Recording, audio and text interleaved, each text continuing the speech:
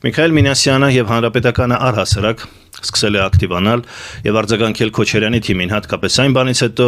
երբ Ռոբերտ Քոչարյանը հայտարարեց, որ մտնում է ակտիվ քաղաքականություն եւ փաստորեն մասնակցելու ընտրություններին եւ փորձելու ընտրությունների միջոցով վերցնել իշխանությունը կամ հեռացնել Նիկոլ Փաշինյանին։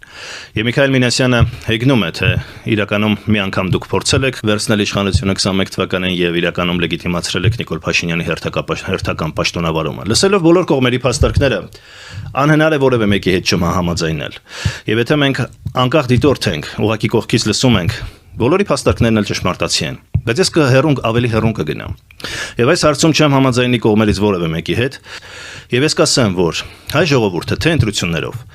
թե առանց ընտրությունների, թե հրապարակներում, թե ընտրատեղամասերում մեծամասամբ ներկա չի գտնվել։ Եվ Նիկոլ Փաշինյանին իշխանության են բերել Սերժ Սարգսյանը, Ռոբերտ Քոչարյանը,